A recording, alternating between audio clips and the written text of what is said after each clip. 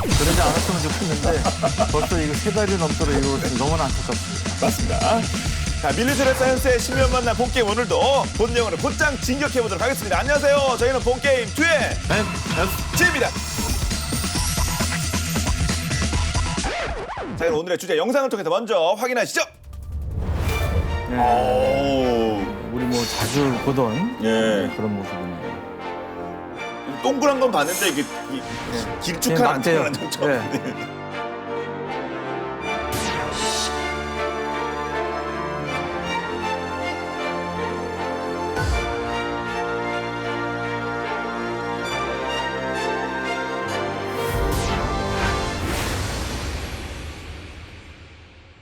하늘의 지휘소, 전자전 시대 핵심 장비, 공중 조기 경보 통제기. 지금 뭐 미국이 뭐 러시아와의 직접적인 어떤 컨택을 하고 있지 않습니다만은 공중 조기 경보 통제기 대명사 이 보잉 E3 센트리를 통해서 뭐 지원을 하고 있다. 이런 얘기도 있고 그렇습니다. 네, 맞습니다.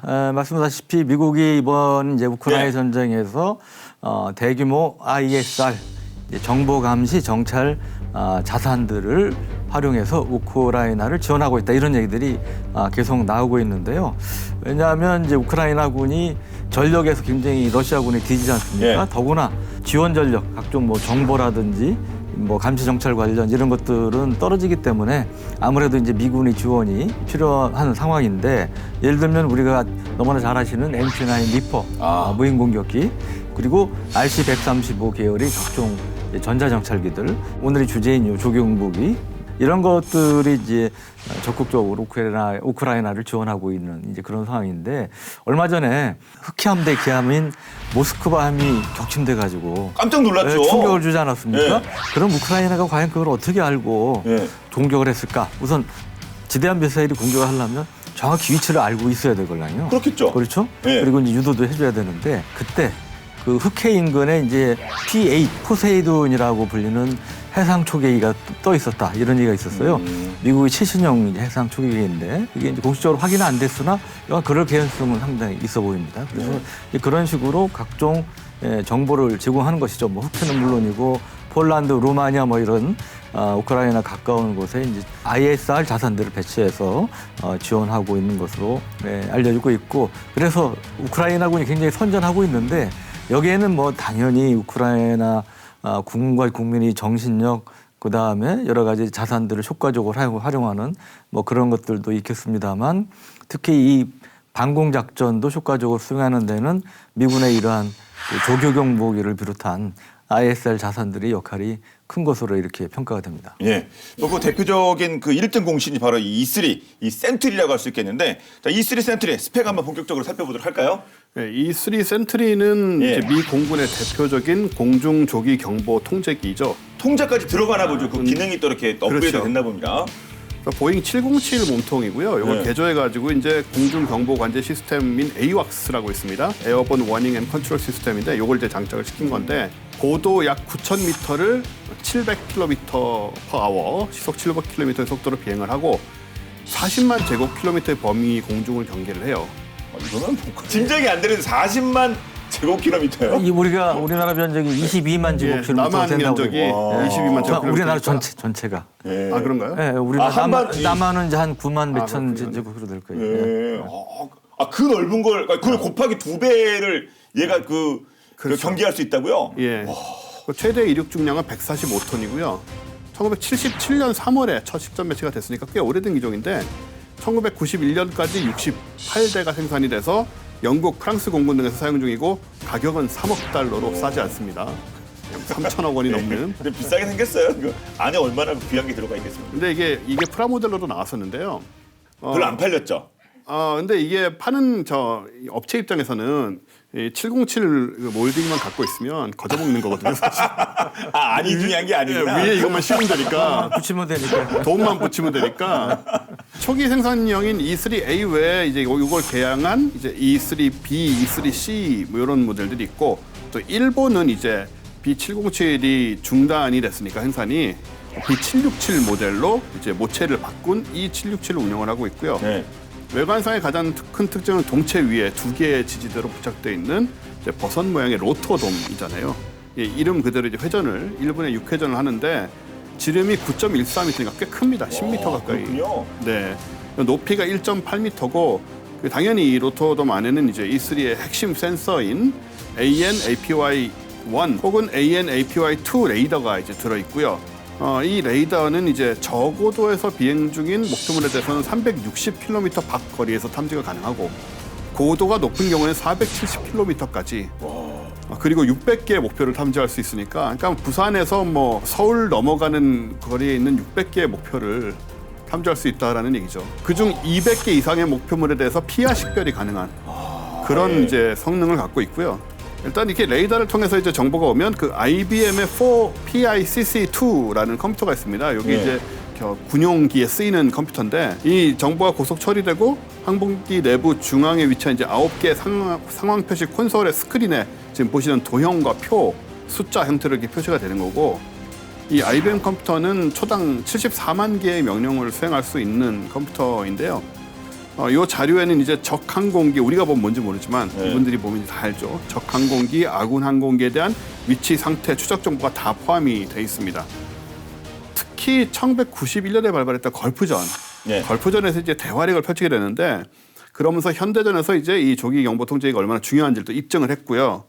전쟁 발발 때부터 종전 때까지 총 400회 이상 출격을 해서 5,000시간 이상 공중에 머무르면서 모두 103대 이라크 항공기를 파괴하는 데 혁혁한 공을 세웠고 또 E3 센트리 임무 수행 덕분에 연합군끼리의 공대공 가는 5인 교전이죠. 이 교전이 한 번도 일어나지 않았다라는 그런 능력을 발휘했습니다. 앞서 뭐 200개의 목표물을 피하 식별할 수 있다고 하더니 그러니까 그 의미죠. 뭐 같은 팀끼리 싸울 일이 전혀 없겠습니다. 그런데 저희가 그 본게임 시즌 안에서 그 E2죠 호크아이를 다룬 적이 있었는데 하여튼 그 위에 달린 거 있잖아요. 돔. 네. 그건 이제 레이더. 똑같은 거죠. 레이더는 똑같은 거죠. 그러니까 그래서 외형상 보면 물론 크기는 작습니다. 그리고 이거는 이제 프로펠러 항공기죠. 또 하나 이제 가장 큰 차이는 E3는 지상에서 이착륙을 하지만 E2는 함재기, 항공모함 탑재용이죠. 원래. 그래서 이제 뭐 크기도 작은 뭐 이제 그런 기체를 활용한 측면이 있는데 가장 큰 차이는 이런 단순한 뭐 크기 차이가 아니고 이 컨트롤 기능이 있느냐, 이 통제 기능이 있느냐 없느냐의 차이예요. 그래서 E2 호크아이 경우는 레이더에서 적 항공이라든지 이런 정보를 수집하면 이거를 지상의 통제소로 보내줍니다. 지상의 통제소에서 비행단이나 아니면 방공포대에 그 정보를 전해서 뭐 비행기를 출동시킨다든지 아니면 대공 미사일을 발사토록 하든. 그러니까 E2는 컨트롤 기능이 빠져 있는 겁니다. 반면에 이제 E3는 그야말로 조기 경보 통제기, 이 컨트롤 통제 기능이 있어서 우리가 이제 조기 경보기와 조기 경보 통제기 차이가 이제 그런 것이죠. E2하고 조기 경보 통제기라고 일단 바로 미랄못 드러나는 거군요. 그런데 이제 사실은 어느 정도 이제 요즘은 이제 업그레이드 됐기 때문에 컨트롤 기능도 어느 정도 좀 할 수 있어서 다시 이제 그런 표도 쓰긴 하는데 엄밀하게 다행이네요. E2는 조기 경보기라고 불렸습니다. 그래서 그래서 이제 E3 같은 경우는 직접 이제 정보를 파악을 해서 뭐 요격 전투기라든지 이런 데 이제 정보를 전하면서 이제 통제 지시도 할 수 있는 그러한 능력이 있다. 그래서 E3를 이제 흔히 하늘의 주의소라고 그러죠. 나는 지휘소다 표현하는 게 이제 그런 건데 그럼 내용을 보면 이제 E2 같은 경우는 총 탑승 인원이 5명밖에 안 돼요. 조종하는 사람 말고는 그 정보를 파악해서 전달하는 그런 역할을 하는 사람은 몇 명이 안 되는데 E3 같은 경우는 조종사 2명 외에 이제 항법사하고 엔지니어가 있어서 이제 총 4명이 이제 승무원으로 기본 항공기 운용을 위한 승무원으로 탑승을 하고 그 외에 운영 요원이 이제 13명에서 18명이 추가로 탑니다. 그 내부에 보면 그 콘솔이라고 그러죠. 각 기능별로 여러 가지 정보들이 나타나는 아까 영상에 보신 아까 그 모니터 앞에서 마우스 이렇게 그 모니터가 이제 분이야. 콘솔이라고 그러는데 이제 그 모니터 별로 이제 다 임무가 달라요. 근데 그런 역할을 하는 사람이 무려 한 13명에서 18명이 추가로 탑승을 하니까 그만큼 E2에 비해서는 상당히 이제 역할을 많이 할 수 있는 이제 그런 거고요. 이게 단순히 뭐 많은 전투기에 바로 정보를 전달할 수 있다. 이런 이점 당연히 있는 건데 그 외에 또 큰 눈에 보이지 않는 이점이 뭐냐면 원래 이제 전투기들이 제대로 작전하려면 그 전투기마다 레이더가 있지 않습니까? 그럼요. 그럼 레이더를 트면 물론 적을 자기가 탐지를 할 수 있지만 상대방도 알죠. 레이더파가 나오니까. 그러니까 위치나 이런 게 노출이 되지 않습니까? E3를 활용하면 아주 극단적으로는 아군 전투기는 레이더를 끄고 있어도 해요. 끄고 있어도 적이 어디서 오는지 알 수 있기 때문에 그 유도를 받아서 공격을 할 수 있다는 거죠. 물론 이거는 이제 아주 극단적인 예입니다만. 예전에 뭐 2차 대전 영화 보면 무선 침묵 이런 얘기 하잖아요. 레이더 침묵 이렇게 표현이 될까요, 그러면? 그러니까 뭐 거의 네. 뭐 레이더도 결국 전파 아닙니까? 네. 예, 그러니까 그렇게 볼 수도 있겠죠. 엄청나네요. 또 뭐 비슷한 관점에서 E3 센트리가 대단한 예. 이유 중에 하나는 이제 미 공군이 지금 보유 중인 34대의 E3 센트리 레이더가 전부 APY-1에서 APY-2로 교체된 상태인데 이 APY-2는 항해 중이거나 정지 중인 대형 혹은 소형 수상함을 배까지? 배를 탐지할 수 있는 이 첨단 해상 감시 모듈을 가지고 있습니다. 그래서 이제 항공기의 움직임은 말할 것도 없고 지상과 해상을 이용하는 뭐 전차, 차량, 함정 이런 것들을 수백 킬로미터 밖에서 다 탐지한다는 그런 점에서 정말 전천후라고 할 수 있고요. E3가 이렇게 높이 떠 있잖아요. 그러니까 지상 레이더에서는 이제 전파는 직진을 하니까 여기서 지상 레이더를 쏘면 지구가 둥글기 때문에 요게 지구인 거죠. 그렇죠. 요게 지구. 예. 그러니까는 이제 직진을 하다 보니까 저 밑에 있는 것들은 하나도 못 보게 되는 상황이 벌어지죠. 여기가 안 보이는 거죠. 그렇죠. 저기 저 빨간 부분은 빨갛게 써져 있는 저 부분이 안 보이는 건데 이렇게 올라가 있으면 이제 당연히 높은 데서 내려다볼 수 멀리 보듯이 마찬가지로 이제 레이더파도 그렇게 가기 때문에 지구의 곡률이나 지형 지물로 가려져 있는 것들을 다 이제 탐지할 수 있게 되는 거고 최근에는 해외로 파견되는 항공 부대를 위한 이제 적기 수색 그리고 공격 작전의 유도 지휘, 뭐 통신 중계로부터 마약 밀수 항공기나 심하니까 미국 같은 경우 문제가 그다음에 선박의 수색 같은 임무까지 맡고 있어서 또 이제 재급유 없이 8시간 동안 비행이 가능한 그런 능력을 갖고 있으니까 공중 급유를 또 하면서 작전 수행 시간을 연장할 수도 있고 그래서 공중에 뭐 말 그대로 굉장히 오랜 시간 떠 있으면서 아주 멀리 깊이 자세히 물과 땅과 하늘을 다 쳐다보고 있다. 이렇게 생각하시면 됩니다. 그런 막중한 역할을 하는 만큼 상대편 입장에서는 첫 타겟 아닙니까? 얘부터 잡아야 되는 거 아니에요? 그러니까 요즘 이제 E3가 워낙 중요한 역할을 하니까 전쟁 나면 최우선 타격 대상이 E3 아니겠습니까? 예. 지금 사진에서 보이시는 게 중국 고비 사막에 있는 한 활주로에 E3 실물 크기 모형입니다. 이 실제 비행기처럼 보이는데 실제 크기가 똑같이 만든 모형이래요. 요건 사진이고 예, 요 두 개가 이제 두 그 개가 위에 이제 모형을 찍어놓은 거군요. 위에서. 그래서 뭐. 지금 이게 2개가 있는 겁니다. 이렇게. 이 로토 돔도 만들어 놓은 것 같으네요. 미국 군사 전문 매체 이제 워존이라고 있어요. 근데 여기서 이제 작년 11월에 입수한 위성 사진 영상에 이런 장면이 딱 이제 포착이 됐다고 그러는데 괌에 이제 앤더슨 기지라든지 오키나와의 가데나 기지가 사실은 아태 지역에서 가장 중요한 미국의 전략 공군기지입니다. 어떻게 네. 보면 이 괌 앤더슨 기지는 아시지만 뭐 북한 핵실험하고 미사일 쏠 때, ICBM 쏠 때도 이제 뭐 비온 폭격기나 이런 게 출동하기도 했고 오키나와 가데나 기지도 마찬가지 뭐 F-22 스텔스기가 출동하던 그런 이제 중요한 전략 요충인데 이런 것들을 타격하기 위한 훈련장이 요 지역에 있는 것으로 알려져 있기 때문에 마침 이제 E3 같은 경우는 오키나와 가데나 기지에서 출동을 합니다. 한반도 같은 경우도 그리고 중국 쪽 작전도 마찬가지 거기서 하기 때문에 결국 그런 데 대한 타격을 염두에 두고 만든 것이 아니냐 이렇게 이제 분석이 되죠. 근데 중국이 뭐 작년 뭐 주화 에어쇼인가 거기서 공군력을 자랑했다고 하는데 그때 뭐 중국도 비슷한 이 통제기가 나왔다는 얘기가 있어요. 어떤 의미입니까? 지금 보시는 건데요. 중국이 이제 구소련의 일류신 76 수송기를 기반으로 개발한 콩징 2000이라고 하는 E3처럼 위에 레드홈이 또 똑같이 비슷하게 그렇죠. 보이는 거죠. 이 콩징 2000은 2008년 5월에 이제 스촨 대지진이 있었잖아요.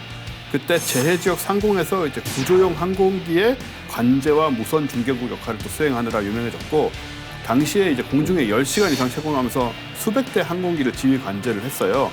그리고 2008년 8월에 베이징 올림픽 때도 3대가 파견돼서 공중 이제 경계를 펼치는 그런 능력을 보여줬는데 레이더는 이스라엘의 ELM-2075 팔콘 위상 배열 레이더를 복제를 한.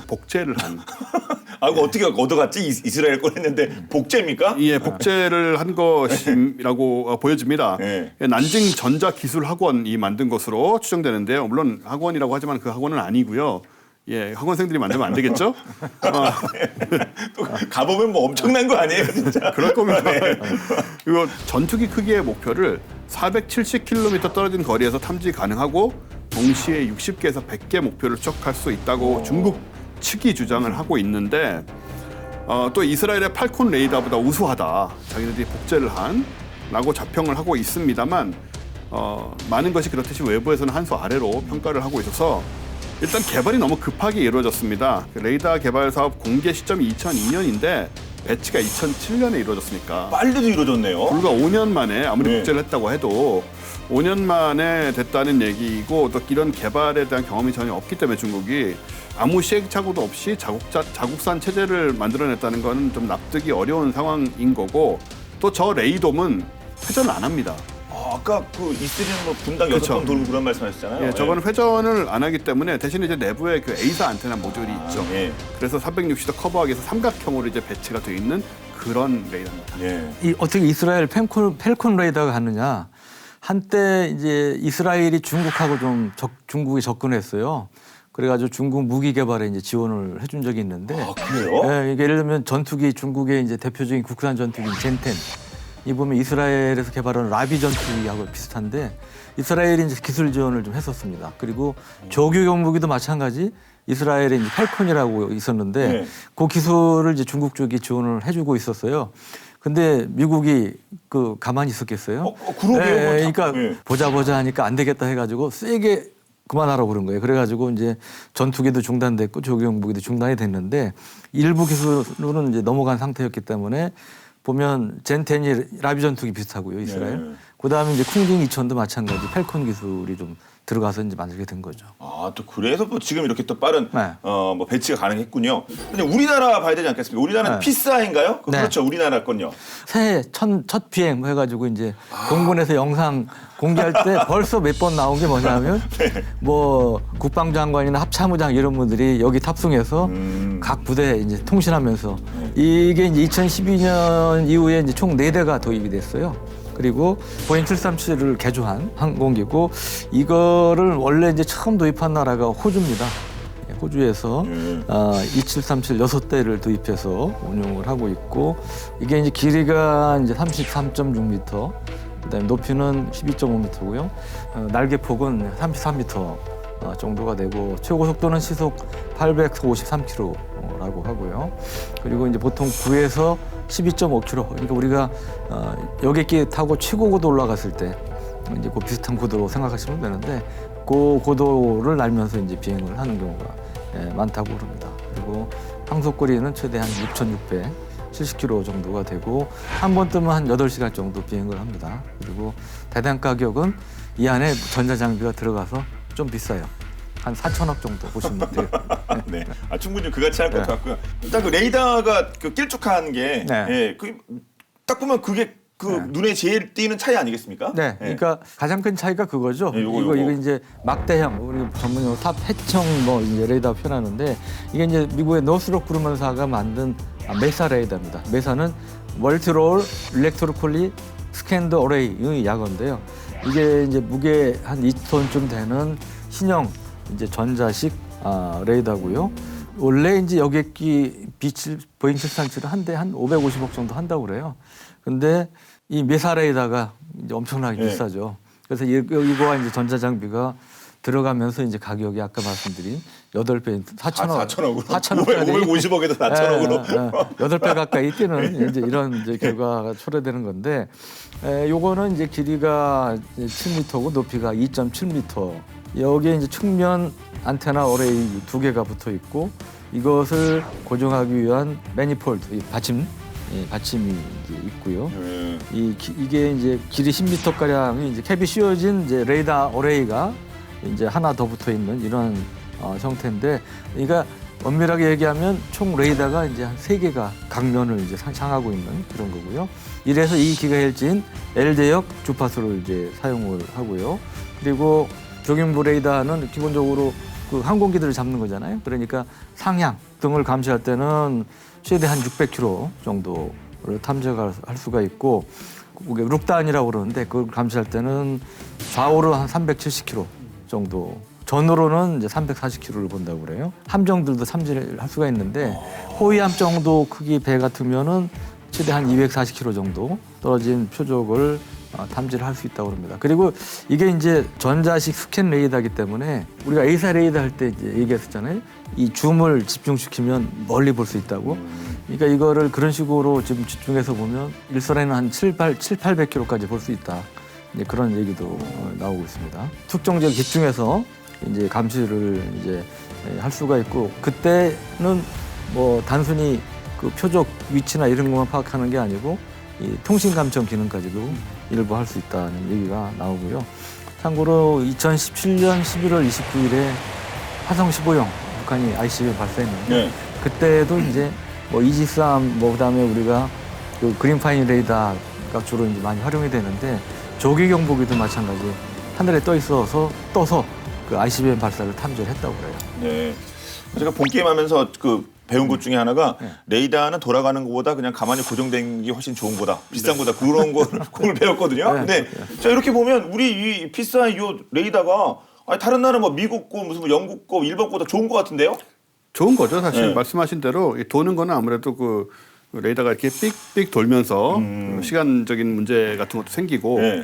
근데 요거는 이제 한꺼번에 이제 주변을 다 감시를 할 수 있는 거니까 게다가 이제 정비성이나 신뢰성도 다 향상이 되는 상태고 전력 소비량도 좀 적습니다. 그게 무빙 파트가 적으니까 당연히 그렇죠. 예. 그래서 굉장히 발전된 레이더 형태고 그래서 사실 미 공군도 2022년 2월에 얼마 안 됐죠. 이 노후된 E3 센트리를 교체하기 위한 프로그램에 대해서 정보 제공 요청서를 발행을 했는데 지난 4월 26일 현지 시간 바로 얼마 전입니다만은 이 E7 웨지테일로 레이더를 교체하기로 결정이 났는데 이게 이제 이 P4하고 똑같은 거라고 보시면 됩니다. 아, 그렇군요. 그러니까 이게 얼마만큼 최신 장비인지 좋은 장비인지 드러난 것 같습니다.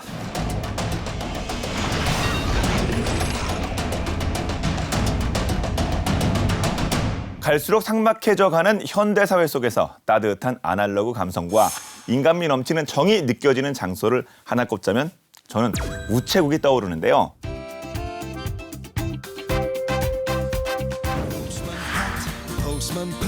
Postman Pat and his black and white cat. 그런데 최근 이런 감성과는 거리가 먼 사건으로 전 세계인의 주목을 받은 한 우체국이 있다고 합니다. 자, 바로 보는 이들에게 충격과 공포를 선사한 충격 실화 이 영상 때문이라고 하는데요.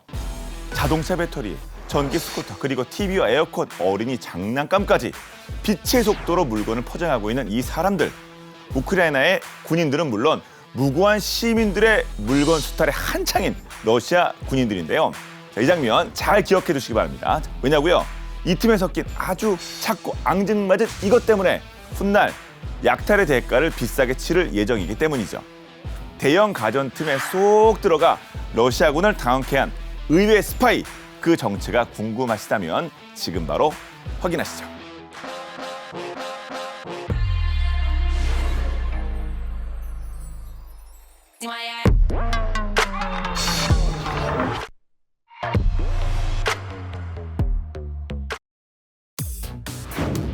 (2022년 4월 3일) 우크라이나 국방부는 공식 SNS 계정을 통해 벨라루스의 도시 마지르에 위치한 한 우체국의 CCTV 영상을 공개했습니다. 명소도 아닌데 질비하게 늘어진 대기줄하며 손에 하나씩 들고 있는 전표까지. 알고 보니 우크라이나의 수도 키이우에서 돌아온 러시아 군인들이 약탈한 물건을 자신의 집으로 배송하기 위해 운송장을 붙이는 장면이었는데요. 과거 러시아군이 우크라이나의 마트나 식료품점을 탈탈 털었던 적이 있었잖아요. 아니, 100번 양보해서 그때는 줄인 배를 채우기 위해서였다고 치더라도 이건 살림살이를 장만하는 격 아닙니까? 아, 심지어 퇴각한 러시아 군인들이 벨라루스 고멜 지역의 한 마을에서 집으로 붙이지 못한 남은 물품으로 바자회를 열기도 했을 정도라고 하니까요. 와, 이것은 군인인가 강도인가 정체성이 의심될 정도인데요. 이 같은 명백한 도둑질 영상이 공개되자 전 세계는 러시아군을 비판하기 시작했습니다. 그리고 이를 도와준 벨라루스 또한 비난의 화살을 피할 수 없었죠. 실제로 러시아군이 이토록 당당히 물건을 붙일 수 있는 데에는 벨라루스의 공이 컸는데요. 인접국인 벨라루스는 전쟁 초기부터 러시아의 공격 전초기지가 되어주었습니다. 당연히 주변국에서는 전쟁은 방치하고 전리품 챙기기에 급급한 벨라루스 하며 비판의 수위를 높였지만 그랬거나 말았거나 벨라루스는 러시아에게 뒷마당을 내주었고 나아가 민간인을 약탈한 전리품 발송까지 협조한 것이었죠. 이쯤 되면 욕을 먹는 것도 무리는 아닌 듯 싶습니다만 아무튼 뜻밖의 살림 장만에 신받다 외쳤을 러시아 군도 많았을 것 같은데 자 본디 욕심이 과하면 화를 부르고 꼬리가 길면 밟히는 법.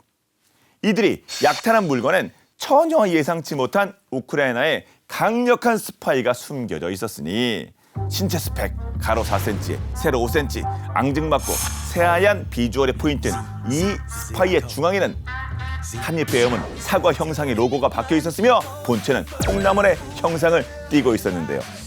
이쯤 되면 느낌이 오셨죠? 맞습니다. 여러분이 생각하시는 바로 그 무선 이어폰이 약탈품에 함유되어 있던 것. 졸지에 우크라이나의 스파이가 된 이 이어폰은 러시아군의 동선을 원래 주인인 우크라이나인 비탈리 세메네투씨에게 실시간으로 충실히 알리기 시작했습니다.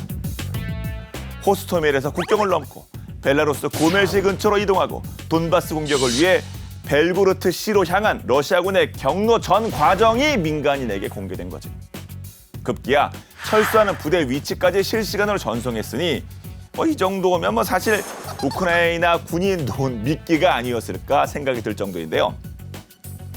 비탈리 세메네투씨는 러시아군에 납치된 자신의 소중한 이어폰이 보내는 신호를 SNS를 통해 공개했고 그 덕에 우크라이나 군 역시 러시아군의 행적을 알 수 있게 됐습니다. 그런데 여기서 한 가지 궁금증이 들죠. 대체 이어폰이 어떻게 자신의 위치를 알릴 수 있던 걸까요? 그 배경엔 이어폰을 만든 기업에서 운영하는 도난 방지 서비스 Find My가 있었는데요.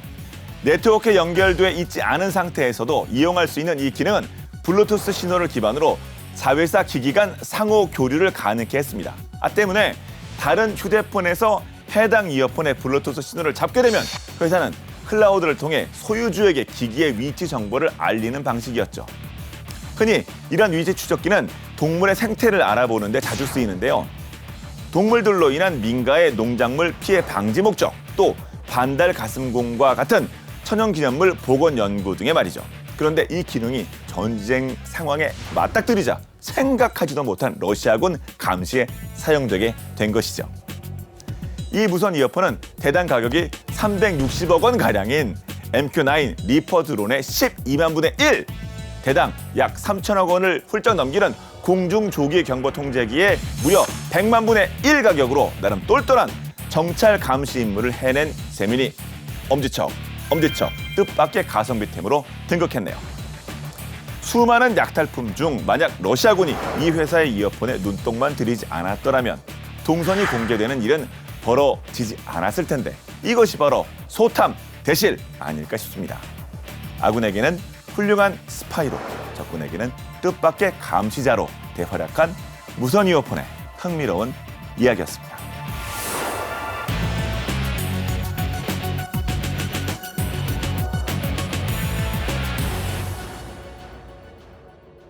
이게 가끔씩 술 먹고 폰 어디 있는지 모르고 엄청 중요하죠. 또 집안에서도 실종되곤 하잖아요. 그럴 때 이제 이 서비스를 쓰는 건데 전쟁 중에 이렇게 활용될 거라고 정말 꿈도 못 꿨습니다. 그러니까 왜 도둑질을 합니까 진짜? 이거 무슨 얼마 전에 이제 우크라이나전에서 굉장히 화제가 된 한 장의 사진이 있죠. 네. 우크라이나 병사가 이렇게 휴대폰을 딱 꺼내든 거. 이 휴대폰이 나를 구했다. 그 휴대폰에 총탄이 박혔는데. 방탄폰. 그래. 그게 그 폰을 뚫지 못해서 자기가 살았다. 근데 그게 딱 크기라든지 보면 갤럭시폰 같지 않습니까? 우리는 바로 얘기해요. 우리는 뭐 어떻게 팔이 안으로 갤럭시죠, 갤럭시래요. 그래가지고 이제 갤럭시가 또 한번 엄청 떴었죠. 네. 미국이 이제 다시 주제로 돌아가서 미국이 우크라이나 전장에서 ISR 그러니까 정보, 감시, 정찰 작전을 한참 펼치고 있는데 근데 이 E3 센츄리와 함께 거의 뭐 듀오를 이루는 정찰기가 있다고 하는데 이게 또 한반도를 같이 찾기도 한다면서요? 맞습니다. 이제 RC-135는 기본적으로 전자 정찰기로 분류가 돼요.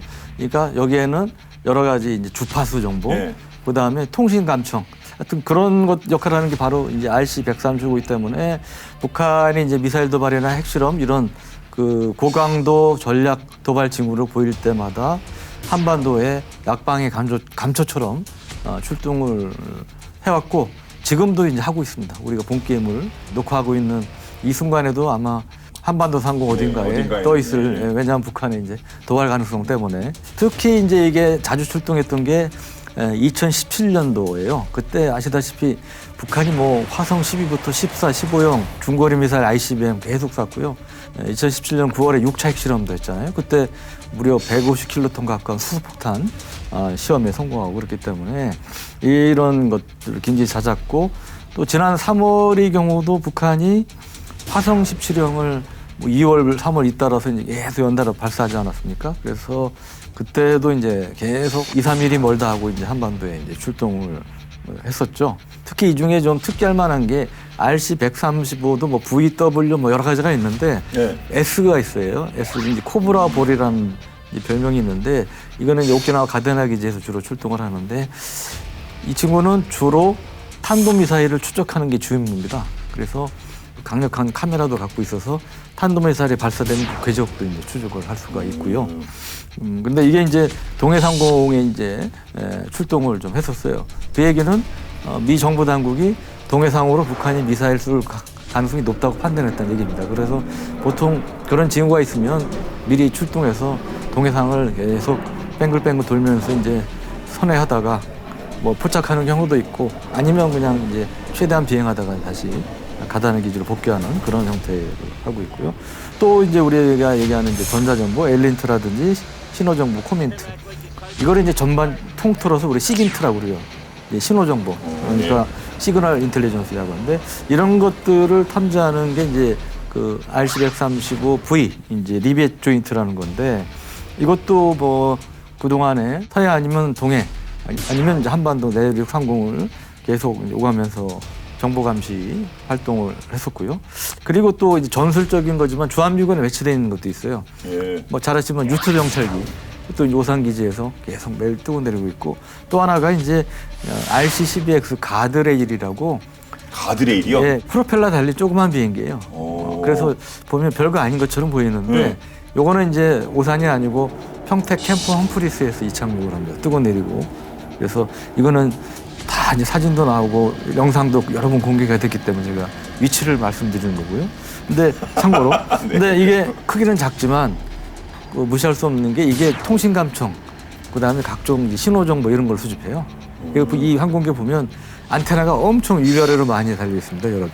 그래서 이제 그런 역할을 하는 항공기고, 이거는 또 하루에 한 번 이상 이제 이륙을 해서 DMZ 인근을 비행하면서 이제 정보를 수집을 하고 있고, 우리 PSI도 당연히 이제 출동해서 이제 계속 지속적으로 이제 북한이 미사일 언제 쏠지 뭐 그런 것 등에 대해서 이제 감시 활동을 폈죠. 네. ISR, 그러니까는 그 정보 감시 정찰, 이 ISR 자산이라는 것이 군사 긴장감이 높아지는 일종의 그 리트머스 시험 역할을 한다고 볼 수가 있는데, 무슨 의미예요, 그게? 긴장감이 높아질수록 이 정보 감시 정찰 관련된 이제 액티비티가 많아지겠죠.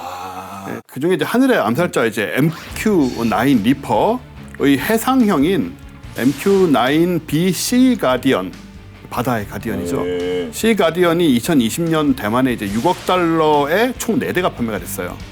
그러니까 6,800억 원에 총 4대가 판매가 됐는데, 근데 이게 이제 지금 조금 ISR 자산이라고 말씀드린 게, 네. 이 대만에 지금 수출 승인이 난 MQ-9C 가디언은 폭탄이나 미사일은 제외돼 있고, 이 지상 조종 기지 정찰 통신 장비만 탑재돼 있는 거예요. 그래서 이제 그런 역할을 하는 거고요. 기본적으로 이제 정보 관련된 역할을 하는 것이고, 근데 이제 찐 버전, 찐 버전 무장 풀 장착된 찐 예, 버전은 예. 지금 올 1월에 일본에 배치가 됐습니다. 일본의 가고시마 현에 있는 해상자위대 이제 가노이아 항공기지에 7기 정도를 배치하기로 이제 미국하고 일본하고 합의가 된 건데, 이거는 이제 공격용이라고 할 수 있죠. 근데 무게 10톤의 아파치 헬기가 보통 헬파이어 미사일 8발로 무장을 하거든요. 그리고 비행 지속 시간이 2시간밖에 안 됩니다. 근데 헬파이어 미사일 14발로 완전 무장한 리퍼는 14시간이나 비행을 할 수 있기 때문에 그런 점에서 굉장히 좀 효율적인 공격 무기이고요. 그래서 사실은 현존 군용 무인기 중에 뭐 가장 공격력이 강한 것으로 평가를 받는 것이 지금 일본에 배치가 된 거죠. 예. 시 가디언 관련해서 예. 재밌는 게, 일본의 이제 해상보안청 있잖아요. 해경에 해당되는, 여기가 이 시 가디언을 2020년에 한 대 들여와가지고 테스트를 했어요.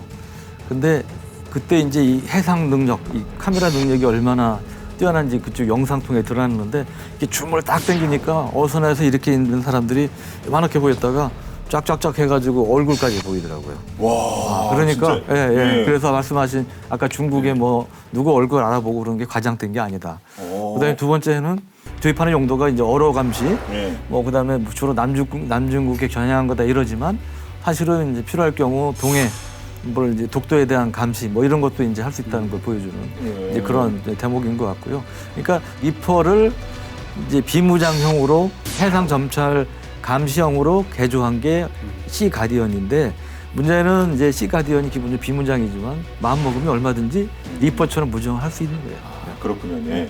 방금 말씀하시는 그 리퍼 다 어차피 어디 배치할 거나 그냥 대중국용이겠죠. 중국 견제. 그렇죠. 뭐 얼굴 땡겨서 보다가 수틀리면은 뭐 쏠 수 있는 거고 이런 거니까 진짜 말씀하신 것처럼.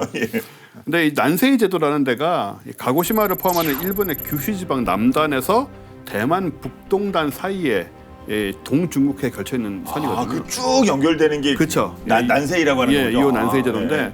그래서 이제 해양 진출 움직임을 지금 중국이 이제 강화를 하고 있다 보니까 그걸 이제 견제하는 배치인 동시에 또 탄도미사일 개발을 북한이 계속 추진을 하고 있기 때문에 실제로 거기에 대한 정찰 활동을 이제 하면서 일본하고 미국이 같이 이제 이거를 좀 견제를 하자 이런 의미에서 공동 사용을 확대하기로 합의를 한 거죠. 예. 근데 뭐 북쪽을 보나 뭐 동쪽을 보나 서쪽을 보나 하도 요즘 막 요란해가지고 우리 좀 그 공중 조기 경보 통제기 뭐 우리도 피스타임 말씀드렸는데 조금 더 이게 좀 더 늘어야 되는 거 아닙니까? 그러니까 우리가 이제 아까 4대 들어왔다고 예. 말씀드렸는데 이 4대 가지고 24시간 커버가 안 됩니다. 사람들이 얼핏 생각하면 그 4대면 하루에 6시간씩. 4교대. 4교대 괜찮네. 하면 와, 이거 6시간 4교대 뭐 좋죠. 하루 이렇게 6시간 이제 근무하면 좋네. 얼핏 생각하시기 쉬운데 현실은 절대 그렇지 못해요. 안 그래요, 그게 또? 제대로 작동할 수 있는 것도 바로바로 뜰 수 있는 건 한 대 정도밖에 안 되기 때문에 군에서 최소 2대는 더 필요하다. 그래가지고 이제 2대에 대한 추가 소요를 제기를 했고 그 추가 도입 사업이 지금 추진이 되고 있습니다. 예. 기존 모델이 보잉 거니까 그러면 역시 보잉 쪽에서 이게 더 2대를 더 이렇게 뭐 산다고 봐야 되나? 도입해야 되나? 그렇게 되는 건가요? 그러니까 이제 그게 사실은 이제 상식적인 생각이죠. 네. 이게 뭐 전투기처럼 많은 것도 아니고 이 특수한 임무기 아닙니까? 거기 숫자도 4대 플러스 이제 2대만 더 추가되는 거니까. 네. 그래서 원래 이제 군에서도 그렇게 이제 추진을 했는데 문제가 그 만드는 비사가 그 4대 도입할 때 이제 한 1조 5천억 들여서 우리가 도입했어요. 1조 5천억, 6천억 뭐간. 근데 이 2대 추가 도입 비용 그래 얼마면 되겠냐 그랬더니 그것도 1조 5천억 이상을 부른 거예요. 4대가 1조 5천억이고 2대도 1조. 쉽게 이게 뭐 얘기해서, 지금 장사를 하는 거야? 뭐 이게 뭐 우리를 뭘로 알고 그러는 거래요, 그게? 그러니까 딱 방위사업청이 이제 그런 반응을 보인 겁니다. 이제 막 열받게 된 거죠. 열받으실만 하겠네요. 네, 네. 우리가 필요하니까 그쪽에서 이제 뭐 네. 나오는 거 아니에요? 어깨 힘주고. 이거 어째 이런 일이 우리를 네. 우습게 봐서 이런 거 아니냐 그래가지고 그러면 이거 완전 경쟁으로 하자 이렇게 된 거예요. 이거 시원하네요. 예, 그래가지고 이제 그 비사 제품 외에 이제 이스라엘 IA사가 ELW2085라고 이걸 CAW라고 그래요. 이걸 이제 컨포멀 에어본의 얼리 워닝 앤드 컨트롤 약어인데 하여튼 후보로 제안했고 또 이제 여기에 참여한 게 이제 스웨덴의 사부사. 여기는 글로벌 아이라는 이런 이제 조기용부 통제기를 갖고 세계사를 이제 후보로 받아들여 가지고 지금 군에서 이제 검토를 하고 있는 상태입니다. 3파전인데 그럼 제일 먼저 그 보잉 737 개량형? 네. 뭐 이거 개량형이 뭐 어떻게 달렸다는 겁니까? 그러니까 이게 이제 그 보잉사 주장에 따르면 지금은 2737 2세대인데 지금 새로 제안하는 건 거의 3세대다. 한 세대가 될 정도로 업그레이드했다. 그래서 이제 좀 가격이 똑같은 건 올라. 그게 아니라. 당연히 그건 많이 당연하죠. 바뀌어서 업그레이드 되고 뭐 추가되고 했으나. 그래서 이제 좀 비싸질 수밖에 없다. 이제 그런 이제 얘기를 이제 하고 있고 실제로 또 그런 면도 있는 것 같습니다. 레이더 성능도 좀 업그레이드 됐다고 그러고요. 그리고 이제 공중뿐 아니라 해상 표적에 대한 이런 감시 또 추적 능력도 향상이 됐고 조정실도 이제 디지털화한 뭐 이제 그런 형태로 업그레이드했고 특히 중요한 게 이제 소프트웨어 아니겠습니까? 소프트웨어 이제 데이터 링크인데 이런 것들도 성능 향상이 과거보다는 확실히 됐다 이렇게 이제 보잉사 측은 얘기를 하고 있습니다. 그 스웨덴 사부사, 이 사부사의 글로벌 아이 이용은 어떤 또 비행기입니까?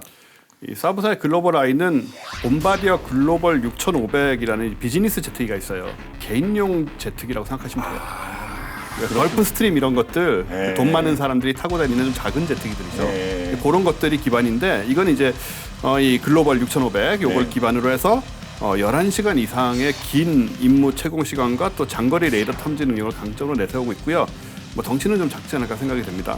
신형 LEI 탐지 거리 연정 레이더를 장착을 해서 상시 탐색 상황에서 650km 또 집중 감시 임무에서 하나 딱 찍어가지고 감시를 할 때는 750km까지 탐지가 가능하다고 해서 성능이 상당히 뛰어나고요. 또 하부에는 레오나르도사가 제작한 다용도 해상 감시용 시스프레이 7500E A사 레이더를 부착을 하고 있습니다. 그래서 이 레이더는 300km 밖에 제트스키를 감지를 한다고. 좀 과한 스펙. 제트스키가 얼마나 이야 대단하네요. 또 잠수함에 잠만경도 포착할 수 있다고 합니다. 레오나르도 굉장하고요. 상가 그래서 대단하네요. 그래서 이제 사브가 국내 방위 산업체인 그 LIG 넥스원하고 연합전선을 좀 구축을 해서 사업 협력을 이끌어낼 것으로 보여지는데요. 예. 앞서 사브사에서 개발한 그 대포병 탐지 레이더인 아서 K를 우리 군에 공급을 하고 또 레이더 기술 개발을 위해서 협력한 바가 있었기 때문에 이런 비슷한 협력 단계가 아닌가 추정이 되고요. 그다음에 이스라엘의 IAI사는 우리나라에 이제 그린, 파인, 탄도탄, 또 저기 경보 레이더 이런 다양한 무기를 수출할 경험이 있는데 CAW는 걸프스트림의 G550 비즈니스 제트기를 기반으로 지라 관련 기술을 이용한 최신 A사 레이더하고 또 첨단 센서 및 정보 체계를 장착한 첨단 공중 조기 경보 통제기라고 이제 AIA4 측이 강조를 하고 있어요. 공중은 물론 또 해상 위협에 대해서도 그리고 높은 고도에서 긴 항속거리로 360도 전방위 감시 기능을 제공한다는 이런 장점들을 얘기를 하고 있습니다. 예. 그리고 3파전 어떻게 좀 결과가 언제 나온다. 또 뭐 유럽 뭐 후보 뭐 이런 거 얘기가 좀 있습니까? 아직 뭐 유력 후보를 말씀드리기는 좀 어려운 상황이고요. 네. 원래 이제 군의 목표는 올해 2022년 중에 기존 선정을 해서 이제 2027년쯤까지 이제 전력화를 완료하는 걸 목표로 하고 있습니다. 근데 제가 또 오늘 본 게임 녹화를 앞두고 방위사업청에 비공식적으로 취재를 좀 해봤어요. 그런데 지금 아직까지 이게 뭐 제안서 받고 뭐 이런 것들이 이제 진도가 막 나가야 되는데 그게 조금 시간이 걸릴 것 같습니다. 그래서 아마 물리적으로 올해 내 기종 선정까지 가기는 힘들지 않을까 이런 전망도 이건 공식적인 얘기는 아닙니다. 네. 분위기상 보면 이제 그럴 가능성도 있는 것으로 보여지고요. 여하간 사업 비용도 아마 한 1조 3천억 원대에서 2대를 도입하는 것을 목표로 추진이 되지 않을까 이렇게 전망이 됩니다. 네. 아무튼 뭐 2차 도입 사업이 뭐 국익과 그리고 또 공군의 요구 사항을 잘 이렇게 만족시킬 수 있는 그런 방향으로 진행되기 바랍니다. 저 오늘 쭉 이렇게 살펴봤는데 전체적으로 어떠셨습니까? 사실 이런 조기경보 통제 같은 경우는 뭐 유럽의 한가운데 주변에 우호적인 국가들과만 둘러싸여 있는 나라에서는 필요가 없겠죠. 근데 우리 같은 경우에는 항상 대비를 해야 되는 상황이라 이쪽에 역시 신경을 많이 쓰고 특히 이제 전쟁이 일어나지 못하도록 억제하는 부분에 있어서 이런 정보라는 게 큰 역할을 하기 때문에 우리의 혈세를 좀 과감히 사용해서라도 이런 쪽에서 계속 좀 발전을 시켜야 된다 이렇게 생각이 됩니다. 네. 그 최근에 이제 보면 북한이 올 들어서 그 각종 미사일들을 발사했잖아요. 그리고 지난 4월 25일 날 대규모 건군 90주년 기념 열병식을 했죠. 거기도 보면 북한이 사실은 우리를 겨냥한 신형 미사일들을 대거 선보였어요. 뭐 전술핵을 탑재한다는 KN-23 개량형, 그다음에 신형 전술 지대지 미사일, 뭐 그런 거에 이제 미니 SLBM 이것도 사실은 우리를 겨냥한 거죠. 중요한 게 우리가 누차 얘기했지만 때리는 것도 그 타겟이 어디 있는지를 정확히 알아야 때리는 거 아니겠어요? 그러니까 결국은 오늘 우리가 나눴던 얘기했던 소위 정보 감시 정찰 이 능력이 사실은 타격 이상으로 중요한 이런 부분이라고 이제 생각이 되고요. 오늘 얘기 나왔던 이 조기경보 통제기 물론 중요합니다. 거기 플러스해서 우리 전에 얘기했던 이 지상 목표를 탐지할 수 있는 한국형 조인트 스타스라든지 그다음에 무인 정찰기도 당연히 거기 이제 포함될 수 있죠. 그래서 이러한 그 ISR 전력도 우리가 그만큼 상당히 좀 관심을 가져야 되겠다. 그런 말씀을 좀 드리면서 마무리를 하고 싶습니다. 예, 말씀 들어보니까 뭐 이런 얘기 있잖아요. 뭐 몸이 열량이면 눈이 9량이라고. 이게 우리 군의 그 눈에 해당되는 거 아니겠습니까? 당연하죠. 네. 예. 자, 꼭 필요하니까 전력 확충에 힘써주시기를 부탁드리겠습니다. 역시 MC답게 딱 한마디로 정리를 해주시고. 네. 자, 오늘 본 게임은 여기까지입니다. 자, 본 게임은 국방TV 앱을 통해서 언제든지 시청할 수 있으니까요. 많은 활용 부탁드리겠습니다. 저희는 다음 주에 더욱더 화끈한 내용으로 돌아오겠습니다. 지금까지 저는 본 게임 2의 네. 지였습니다. 고맙습니다. 네. 와, 근데 그 정찰 감시하는 그 도대체 항공기 종류가 몇 개가 되는 거예요? 큰 거, 작은 거, 뭐 오늘만에 몇 종류가 나온 거예요? 그렇죠. 근데 이제 문제가 북한의 네. 이 이동식 발사대, 그 크고 작은 미사일들이 다 움직이니까 네. 그거를 탐지하려면 지금 가지고는 부족하고 그만큼 강화할 필요가 있죠. 그렇군요. 네. 네.